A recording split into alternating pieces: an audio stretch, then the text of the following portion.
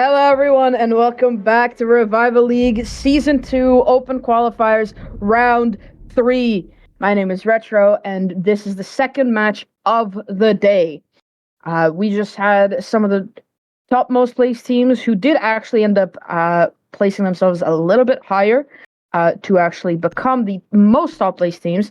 But now we are seeing some of the lowest placed teams. Both of these teams have lost the games that they've played. They have a 100% loss rate. So this is all to play for both of these teams. It is shortest possible route versus TEMPORA ESPORTS. They're playing on Chalet, which is sort of a mid-range map for both of these teams. It's not the worst. It's not the best. It's sort of in the middle. I am not excited about the fact that we're on Chalet again. If you've watched any of these streams, it's a very high likelihood that we were on Chalet and that I was complaining about it being on Chalet. And I don't think that I'll ever stop complaining about the fact that we're on Chalet just because of how sick I am of seeing that map. I feel like a lot of teams scrim it a lot and find it to be like sort of a comfort zone, which I understand. It's a really, really good map, and it's one of my favorite maps to play in ranked and whatever. But as a caster who has to look at it all the time and call the exact same things and look at the very similar takes and the very similar defenses, it does get a little bit old. But enough about me. Let's talk about the bans. What has not been banned is Chalet. And what has been banned were Flores, Thatcher, Valkyrie, and Cade. All very, very interesting bans. I think this is probably the first time that we're actually seeing Flores get banned on a map without it being followed by an Azami ban. Typically, they are very much a tandem ban. If one of them gets banned, the other one will get banned as well. Best believe it. Well, I guess technically it's not really possible. Usually it will be, if Flores gets banned, Azami will follow, and then Azami might still get banned without Flores needing to get banned. But because she has not been banned, we see Dronful already picking onto her, which could just come to be a really, really good thing for TEMPORA, as of course they have the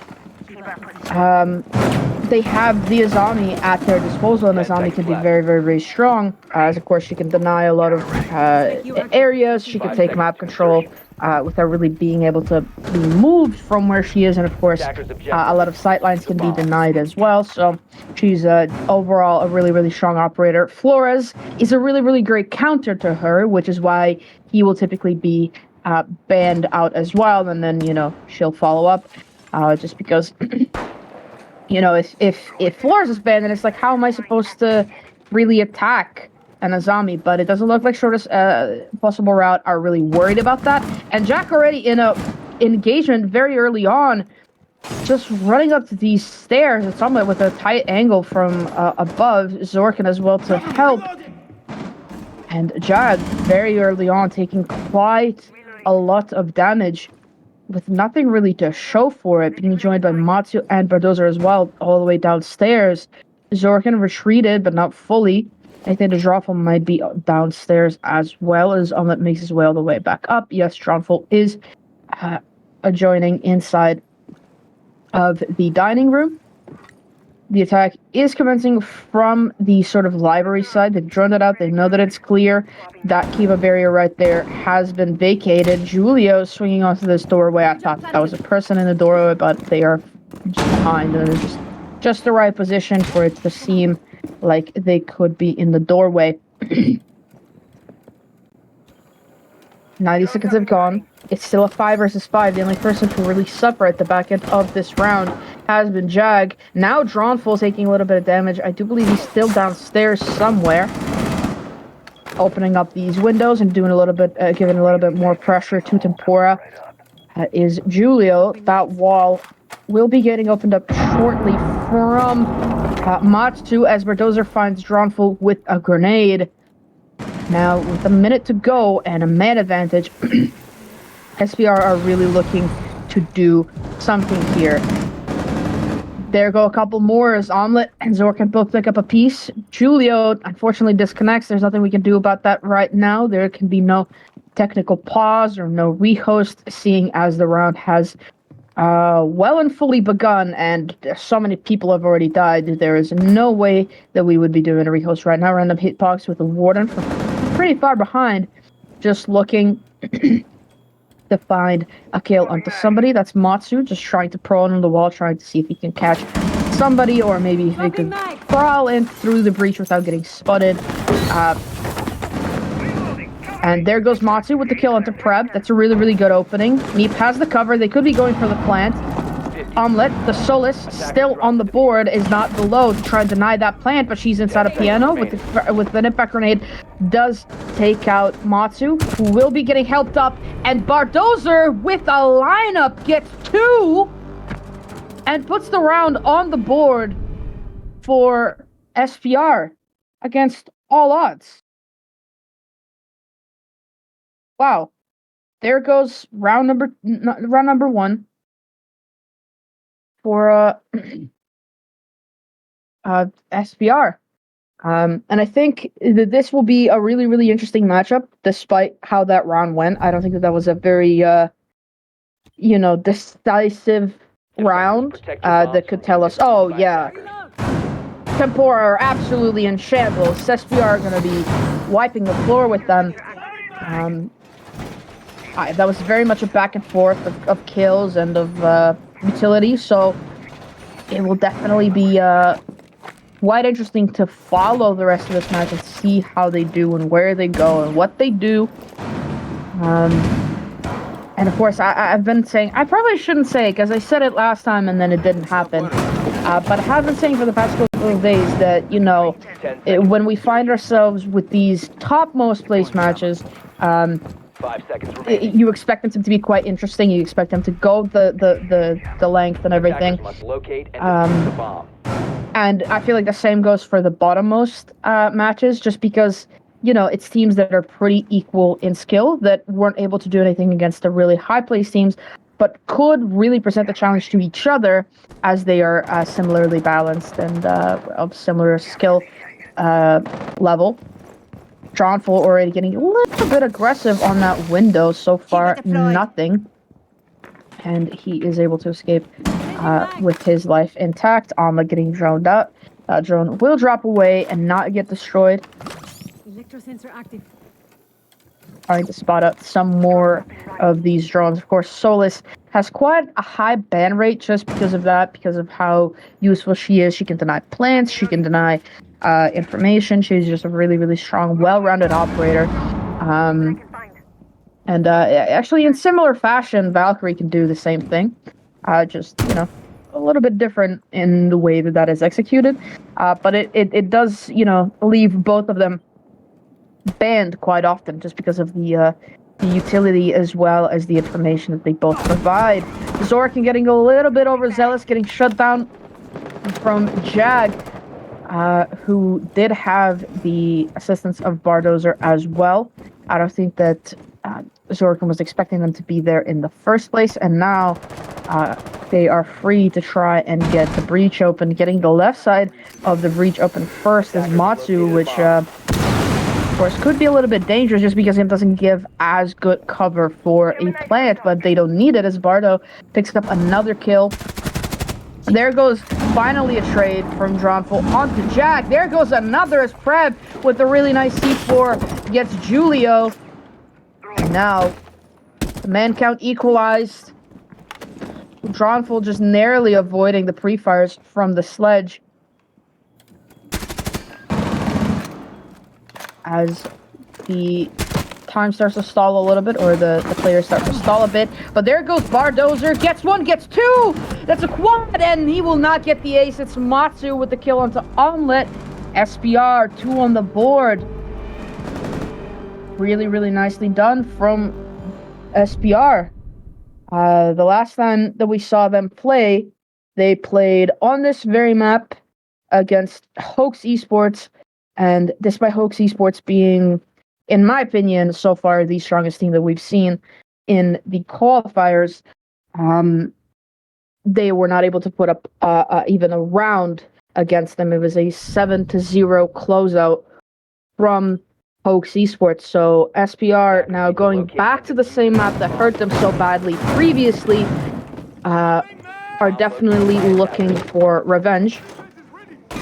And TEMPORA just might end up being the victims of that. And I think this is one of those times when the sort of 48 to 52 or whatever the exact number of or whatever the exact percentages of defense to attack, it really comes to shine, as Chalet tends to be generally a little bit more attacker-sided than it is defender-sided. That sometimes flip-flops, and sometimes you're looking at a match that is completely defender-sided, and you're just thinking, well, that's complete bullcrap. It doesn't seem that attacker-sided at all. That can do anything. But a lot of the times you'll see this start to happen where they get one, and they get the second, and then, they might get the third, fourth. It's a very common thing, and it actually is something that we saw from Hoax as SPR were defending first.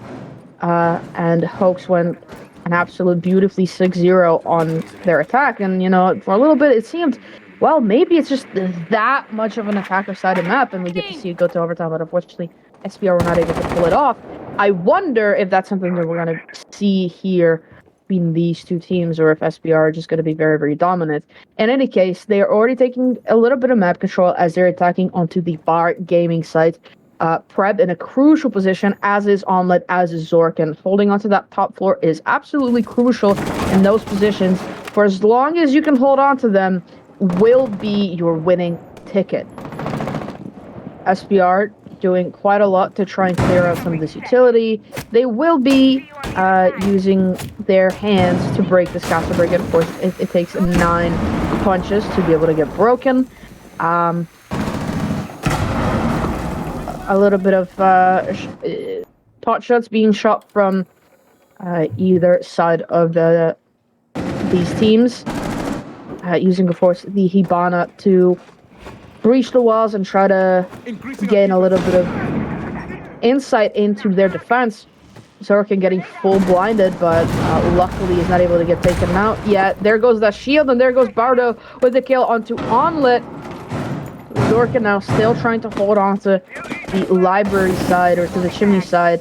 Smoke Babes will come out to protect as well, and that will be drawn full with some of those vertical angles as well. Preb and Zorkin get a little excited, peeking into the same angle at the same time. Could cause for a TK. There goes Julie with a kill into random hitbox. There goes Zorkin with another. Matsu finally finds Zorkin. That's one on the board for Tempora, but can they get 4 more? It's all down to Dronful and Preb. Preb, what once upon a time was holding on to Library from that very crucial suicide position, was not able to stay there long, had to drop away. Dronful goes down to the gun of Bardozer. The plant will be going down. Preb, with that very slow hitting P45, is not able to get the kill. Gets finished off. The plant didn't have a chance to go down, and another round on the board for SPR. They are up 3-0. Tempora going for a third site, trying to find something. They tried to go for their primary of top floor, lost it twice. Tried to go for a little bit more defender-sided library gaming. Library gaming. Although that's basically what it feels like, since nobody really plays in bar all that much. But no, it was bar gaming. Weren't really able to find much success on it, and now are going into kitchen dining to try and find something there. But of course, even if they do find success on this site, they will not be able to go back to it. They will have to go for any of the other remaining sites, 2 of which they've lost. One of them they've not even played yet, as of course the site will be locked for the following 2 rounds if they win it. And, well, that will conclude their run on defense. So, unless they crawl it all the way back into overtime, we will not be seeing them back on this site, even if they have success on it. But, here we go. They're holding on to top floor. Very, very crucial. Again, the same way that bar gaming is played from top floor, so is kitchen. And the reason for that is because if you look into library right now, you could have seen that half the floor is wooden. Any bit on most maps that is wooden is destructible. With soft recharges, hard recharges, fuse charge, anything you could think of that breaches soft surfaces will breach that floor. And of course, that floor also doubles as the ceiling of the site. Which means that if you can destroy the ceiling, well, the defenders can't really play in there. And me just sneaking up to this wall, gets a nice little pre-fire into Dronful. There goes down mute, as they will be opening up this wall now as well. Bardozer finds another onto random hitbox, and now in a 3 versus 5, Tempora again have to try and claw it back. So we can get a little bit stuck on the sofa, has to use an impact grenade to make himself another rotate hole. Omelet from all the way inside of Trophy or inside of Solarium. But Bardozer still below, has no reason to move from there, just sitting there chilling, waiting. There goes another kill. Jag takes out Zorkin. 2 versus 5. Jag going for a reload on that LMG. Preb getting shot at, not taking any damage. Bardozer will take down Omelet, and now it's all down to Preb. He gets 1. Can he get 4 more? He cannot. He gets shot down from the side of Julio. And SPR are on a perfect run as they put up 4 rounds on the board, win the primary, secondary, and the tertiary site pick from Tempora, and Tempora are deciding that this is the moment where they need to take a timeout. Usually teams will take it at 3-0 when they are down that much, because, at that point, it's the middle ground. We can still equalize, but we need to figure it out. And, well, right now that's really not working out for them too much. So they are taking a timeout at 4-0, or at 0-4. Trying to find something. Of course, having a 4-2 split is not that bad. Usually you're looking to be either on the advantage or to be even. But 4-2 split is not that bad, especially if, it ends up being a really attacker-sided map. Then you have not only 2 rounds to work with as far as, making mistakes or losing them, but you also have only 2 rounds to make up. And if you end up winning the primary site, that's only 1 round, and now your opponent's getting a little bit sweaty and a little bit jittery, and that is when you find an in, because if they are worried and you are calm and collected, you could be picking up some rounds. But of course, that's such a long way to go still for Tempora, even if they end up winning the following 2 rounds, which they need desperately. Going back upstairs, which they lost twice, although it got a lot closer than the other 2 sites, so it's still their best option, and they don't really want to go for basement, as basement is really, really difficult to defend. Chalet is generally pretty hard to defend. We already spoke about how it's a pretty attacker-sided map to begin with, but that basement is so tough. So tough to defend. Just because of how many angles there are, how many entry points there are for the attackers, and just how difficult it is to hold on to any position. And there's so many positions where attackers can just run in without getting spotted, get the plant down, and then you can't really do a retake. It's really tough to do a retake on that site. In any case, Tempora will be going upstairs, trying to hold on to it one more time. Preb on the Bandit, I think might even be trying to Bandit trick. He will not. He's playing. Oh, no, he's playing inside a closet. I thought he was below for a moment. Omelet, however, bringing the Capcan, which could cause some issues for SPR if they do not drone it out. However, they do have a Finka who could just help with that. Meep on the Amaru is looking to jump straight into the bedroom window. Julia taking a little bit of damage on the window, as that's Omelet peeking on the Capcan. Random hitbox to aid Omelet if he needs it. And Meep just waiting for his team to be in position, for them to have the correct information, and for him to be able to go in through that window. It looks like it will be a rush from the office side while that Amaru jumps into the window, and they could be going for a plant. Here we go. They're prepped, and it is all about to come crashing down. There come the flashes. There goes the Amaru. There go the kills. Random hitbox with one pred goes down. Random hitbox with a second. Couple more kills. It's Matsu and me both find one. Matsu will find one more. It's all up to Zorkin. Can't quite get the kill onto Jag. Shoots just an inch above the head. Gets taken down, and SBR, in the quickest fashion yet, take that round.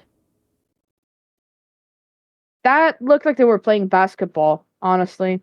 You know how in basketball you have 24 seconds to make a play? I think if we go back and look at the clock, I think that play took about 24 seconds from when they spawned in to when everybody was dead. So, you know, SPR aren't even in Siege. They're just straight up playing other sports. Attackers need to locate and defuse as many bombs TEMPORA, their final chance to try and claw it back, to try and get something, or else they'll be in the same position that SPR were just a few days ago against Hoax Esports, when they were also down 5-0, when they also took their time on the first half, and they also couldn't do anything about it. They are going for the basement defense this time. As I spoke just a little bit ago, it's a really difficult site to hold on to. There are so many staircases that lead straight into site. There are 2 walls instead of 1 alone that you need to have cover of, and then you need to keep close for as long as possible. Especially this wall that we see Omelet placing a Vulcan canister on top of is especially dangerous. It has a very, very long angle all the way from the big garage. And for the most part, you are safe if you jump on top of that car, and then behind those boxes, they can basically only see your head, and the attacker will almost always have a higher magnification scope on their gun than the defender, so that will be done a lot quicker. And despite the bandit, they have decided to not put the bandit charges onto the main wall, or maybe they got zapped by the Twitch, I'm not sure, whichever one happened. But that front side wall is now open, and even if they don't go for a push there, which most teams don't bother with, just because of how linear it is and how, you know, susceptible to C4s you are, and of course the mirror window is a big deterrent. But even without it, you know, without that being where the push is coming from, it's still something for the defenders to be wary of, because if you can only see or hear 2 or 3 players, you don't know where the other one is. There could be somebody on that breach that's just waiting for you to swing to get the kill onto you. So there's a lot of wariness there for the defenders. Omelet trying to get a kill on, I believe, a Bardozer, but is not able to connect, and instead takes damage. And we see exactly what I was talking about. Random Hitbox is now distracted, looking at that breach. He could get pushed from above. He could get a little bit of vertical damage down on as well. Jag is the first kill onto Fred. There goes down the bandit. Meanwhile, Zorka is being hunted all the way up inside the kitchen. They've destroyed his mirror window that was keeping him protected, or that was giving him a little bit of insight into the front side. He does drop away through the hatch, but of course, with this strategy, that hatch being open does give them an in, and Meep picks up one at the same time as Julia picks up another. Meep picks up the last one, and it's all down to Random Hitbox, who I think did a little misinput on there. He gets one. Plant is down. He can't get the last one. It's Jag with that DMR to get the second for himself. And SPR put themselves not only so many rounds up as they go into the slightly less favored defense side, they put themselves on match point, and they've only played 6 rounds. That is a really bad position now for TEMPORA to be in, as they are not allowed to make a single mistake so far, or now going forward. I don't think that they've made many mistakes, or not any really big ones, but that's the thing, is that if you keep making little tiny mistakes and you get punished for them, they add up. They add up and they snowball into one big mistake we call losing rounds. And they've lost 6 of them. They are not allowed to lose a single one, at the very least, until they've clawed back 6 and gone all the way back into overtime. Or at the very least, that is so if they want to win this matchup, or if they want to have a chance at winning this matchup. Now, for their first defense, SBR are going for the far gaming defense, choosing that to be their primary site pick. It has become much of a primary site pick for a lot of teams, just because of how strong of a site it is. It's probably the strongest site on this map, because there's so many positions that you can play and that the attackers have to think about. Of course, I've already spoken about the blue shield, the chimney position, and of course the most crucial position inside of library, that suicide position. But there goes Omelet with the first kill onto Meep, and that is a really, really good opening. I think that was the spawn peek attempt. There comes another from Bardozer, nearly getting punished for it, but not quite. The attackers will be doing a north over push. It is the most common push for this site. Bardozer finds random hitbox, equalizes the score line. Deploying welcome mat. Changing mags. Tempora's advantage all of a sudden deleted, and one of the two roam clear operators now gone. Of course, the Jackal could have been really, really useful for vertical nades, or even just for finding out, where somebody is. Bardozer will be engaged onto next. Oh, if you only knew how close he was to just shooting through that wall, exactly where his crosshairs were, and getting the kill. Looks away at just the wrong moment, but despite not even looking at him, Zorka doesn't get the kill. I don't think he was expecting him to just be sitting there. Taking just a little bit of damage as Bardozer makes his way back to site safely. Now 90 seconds have already gone, and Tempora haven't even started looking to attacking this top floor. Luckily, they droned it all out, or they're trying to drone it all out. Gemini got taken out. But of course, those footholes and that peak all the way from the fireplace stairs could be trouble, as of course, that is another sightline for the defenders. There goes, I believe, a grenade attempt to try and get rid of this shield, but of course, with all of those ADSs, and they tried to use an impact EMP, but that will not get rid of the ADSs. There goes the C4. The C4 doesn't do anything, neither does the grenade. So both teams, or both players, remain safe, but there goes Bardozer getting very, very aggressive, gets the jump out and the kill onto Drawnful. It's Prab with the trade. Matsu gets another one onto Omelet. 2 versus 3, although 2 of the 3 remaining defenders are in very low HP. Matsu is only about a shot and a half from all of those, or from both of those guns, to being dead, and Julio really just needs to get breathed on, and he's gone. Oh, and that's a Pogmat. 15 seconds to go. Zorkan down in a frost trap. They have the cams on him as well. They know exactly what's happening. They're having to drop down onto these stairs. They get the kill onto Matsu, but that smoke canister will be denying any further breach or any further entry. Julio finally gets the finish onto Preb, and SBR win it 7-0. That will definitely be a big boost to their standings, seeing as they lost it 0-7 to Hulks the other night, and now they won it 7-0.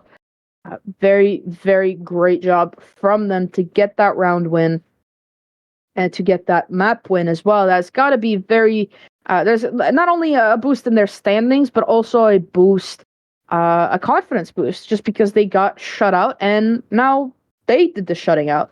So really, really great effort from there. And they could, there's still 2 whole rounds left in these qualifiers. They could just claw their way to that number 12 or number 11 spot, qualify into the close quals, and then stay alive to maybe see another day. As this is only the second game of round 3. And I do believe, if I remember correctly, what Happy told me, that we've only had 2 games today of round 3, and we've casted both of them. Tomorrow, there will be 7. So tomorrow will be a very, very busy day. Although it's questionable how many of those games will actually end up happening. Some of those might end up being forfeited, just because of the fact that there is currently a R6 major going on in Copenhagen, and a lot of players have decided to attend it in person. So, they might not be here to play, and that could result in a automatic forfeit for the team if they're not able to find a substitute in time. But we'll have to think about all of that later. Right now, I just want to finish off this game by saying that I think that there's probably only one player that really could be getting that MVP just because of how many kills he got and how confident he was in the way that he was playing. Despite the entire team, I think, doing a really, really good job of tearing down the walls of Tempora. It will be Bardozer that I will be giving that MVP title to. And yeah, I think he got 13, I think, there in that game, and he was just everywhere all at once. Got a lot of those kills, and yeah, that was basically it. I would be giving it to somebody who got maybe the plant down, but the plant down didn't go down. The plant didn't go down all that often, so it's tough to really give that to. I don't even know who planted it in that one round where it went down from the side of SPR. But with this game being done very, very quickly, I will not be keeping you around for any longer. You could go and join the remainder of the G2 versus Liquid game, if it's even still on, which I don't know. I haven't kept tabs on it. It might be done by now, in all fairness. Or you could just, feel free to enjoy your evening. Anyway, thank you everybody for watching. I've been Retro. Join us tomorrow. Have a good night.